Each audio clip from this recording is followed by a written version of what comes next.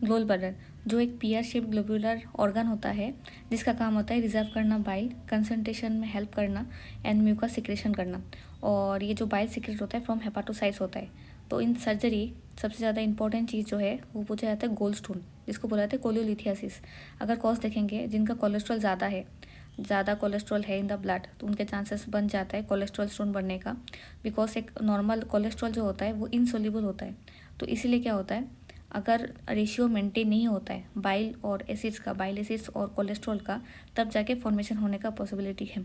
Normal ratio क्या है, bile acids इन cholesterol 25:1। अगर ये रेशियो ऑपरेट होता है drops down to 13:1, then the cholesterol crystal deposition होगा और कोलेस्ट्रॉल स्टोन बनने का पॉसिबिलिटी है। इसको छोड़ के जो मोटा है, ऑफिस है, हाई कैलोरी डाइट लेते हैं, बिल्कुल एक्सरसाइज नहीं करते हैं, उनको पॉसिबिलिटी है। अगर देखेंगे टाइप्स, और उससे पहले देख लेते हैं कॉजेस। कॉजेस में इन्फेक्शन एक इंपॉर्टेंट कॉज है। Negative gram negative bacteria like E coli है, एनोबेरिक बैक्टीरिया है, ये ऑल्सो रेस्पॉन्सिबल होता है। उसको छोड़ के अगर बाइल स्टेटिस होता है कोई भी रीज़न के लिए, जैसे प्रेगनेंसी होगा, ओसीपी ज़्यादा ले लेना, prolong total parenteral nutrition, this are the some causes. Next is some haemolytic anaemia के कॉजेस, जैसे कि सिकल सेल हो गया, हेरिडिटरी स्पेरोसाइटोसिस, जहाँ पे आरबीसी का ब्रेकडाउन ज़्यादा होता है। तो ये क्या करता है, अनकंजुगेटेड बिलीरुबिन के साथ कैल्शियम एक साथ में कंबाइन होके वो एक्सक्रीट करता है बाइल ट्री में, और वहाँ पे जाके वो कैल्शियम बिलीरुबिनेट स्टोन मतलब पिगमेंट स्टोन बनाता है। And another cause is stain fat. अगर किसी को गोल्ड स्टोन के साथ हाइटिस हार्निया है और डायबिटिकुलोटिस ऑफ कोलोन है, then also lead to the gall stone.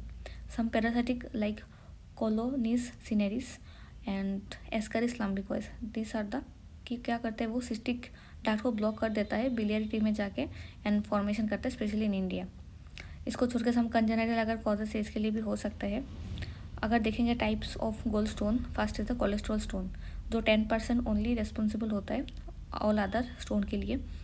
ये मोस्टली जो फैटी होता है और जिनका कोलेस्ट्रॉल लेवल ज़्यादा होता है उनको पॉसिबिलिटी हो सकता है, सिंगल होता है, सोलिटरी रहता है।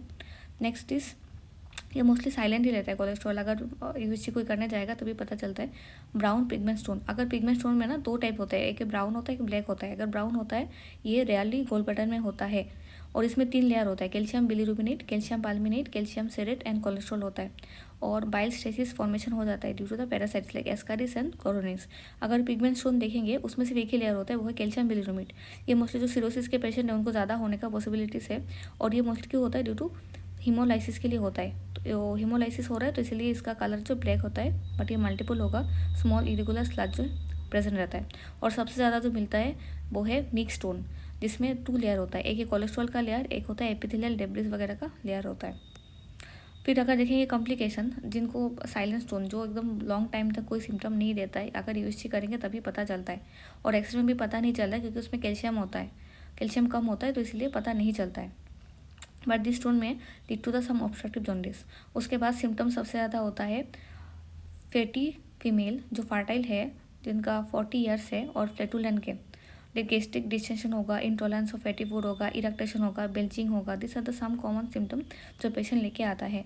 जो कोलेस्ट्रॉल में होगा तो ठीक हो जाता है।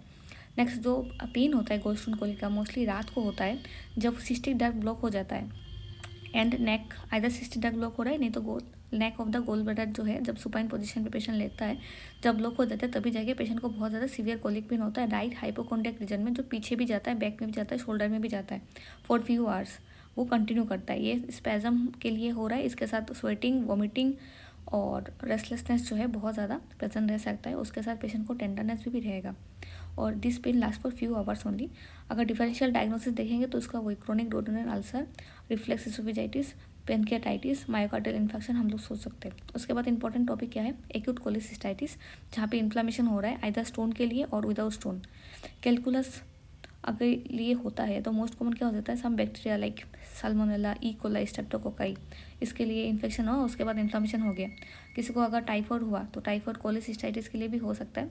कोलेस्ट्रियल इन्फेक्शन अगर होता है तब भी हो सकता है। उसमें क्या होता है, इन्फ्लामेशन होता है तो म्यूकोसा इरोट कर देता है, और वो एक्सपोज होने के बाद सीवियर पेन करता है and it is causing compression in the diaphragm. So pain जो होता है फ्रेनिक नर्व से राइट शोल्डर पे जा सकता है। उसके बाद पारफोरेशन हो सकता है, स्पेशली पारफोरेशन कैन ऑकर स्टोन इस इम्पैक्टेड अगर होता है हार्टमैन पाउच में, अगर ऑब्स्ट्रक्शन कर देता है डक्ट को, उसके बाद म्यूकोसिल हो सकता है, नेक जो होता है गोल ब्लैडर का, अगर वहाँ पे ऑब्स्ट्रक्शन हो रहा है it will lead to the mucocele और पायोसिल। देन गैंग्रीन फॉर्मेशन भी पॉसिबिलिटी है, स्पेशली अगर जिनका इम्यूनिटी कम है, but it is very rare. Clinical symptoms same है, और 4 and 5F जो प्रेजेंट होता है, fatty fertile female 40 that is present, colic की पेन नेचर होगा due to vomiting and nausea vomiting भी इसमें प्रेजेंट रहता है। सबसे ज़्यादा इंपॉर्टेंट है वो जो मार्फी साइन मिलता है, अगर यहाँ पे हम लोग देखेंगे इंस्पिरेशन के टाइम पे पेशेंट को सीवियर पेन होगा, दैट इज़ इंपॉर्टेंट। उसके साथ बोआ साइन मिलता है, हाइपरस्थेशिया 9 and 11 रिब्स में मिलता है, गार्डनिंग रिजिडिटी वगैरह, वैक मास, ये सब हमें देखने को मिलेगा। डीडी अगर देखेंगे perforated peptic ulcer, acute pancreatitis, right retrocecal appendicitis, amoebic liver abscess. उसके बाद अगर इन्वेस्टिगेशन अगर देखेंगे, सबसे ज़्यादा हमें क्या WBC करना पड़ेगा, जहाँ पे पता चल जाएगा ल्यूकोसाइटोसिस हो रहा है। ब्लड और यूरिन देखना पड़ेगा, वेदर एक्सरे देखना पड़ेगा। एक्सरे में कुछ साइन बहुत कम मिलता है, लेकिन अगर मिलता है तो रेडियोलूसेंट गैस अगर प्रेजेंट होता है तो मर्सिडीज बेंज साइंस और सीगुल साइन मिल सकता है। एजे स्कैन भी कर सकते हैं। नेक्स्ट अगर देखेंगे, ये अगर ठीक नहीं होता है तो बार बार अगर इन्फेक्शन होता है तो patient will lead to chronic cholecystitis. तब जब हम लोग इन्वेस्टिगेशन करेंगे क्या हो जाएगा, कॉन्ट्रैक्टेड गोल ब्लैडर हमें दिखने को मिलेगा।